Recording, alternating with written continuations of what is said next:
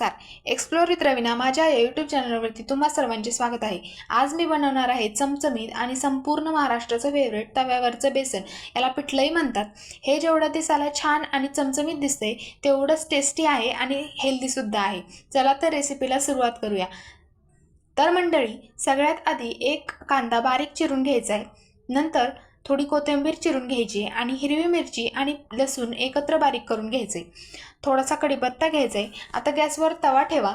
तवा तापल्यानंतर तेल टाका. तेल तापलं की मोहरी टाका. मोहरी तडतडल्यानंतर जिरं आणि ओवा हे टाका. मग लगेच कढीपत्ता टाकायचा आहे आणि लगेच बारीक चिरलेला कांदा टाकायचा आहे. कांदा छान परतला की हिरव्या मिरचीची पेस्ट टाकायची व तेही परतून घ्यायचे. मग हळद टाका व मिक्स करून घ्या. आता पाणी ओता आणि मीठ चवीनुसार मीठ टाका. आता पाण्याला उकळी आल्यानंतर हळूहळू बेसनपीठ टाका आणि सर्व गाठी फोडून घ्या. काही ठिकाणी आधी बेसनपीठ टाकून नंतर पाणीसुद्धा टाकतात, पण प्रत्येकाची वेगवेगळी पद्धत असते. आमच्याकडे असेच बनवतात, म्हणून मी अशीच रेसिपी शेअर करते. तुम्हाला पाहिजे असेल तर तुम्ही आधी बेसनपीठ टाकून नंतर पाणीही टाकू शकता. तर सर्व गाठी फोडून झाल्यानंतर कोथिंबीर घाला आणि मंद आचेवर 7 ते 8 मिनिटे बेसन शिजवून घ्या. तयार आहे आपलं तव्यावरचं चमचमीत बेसन.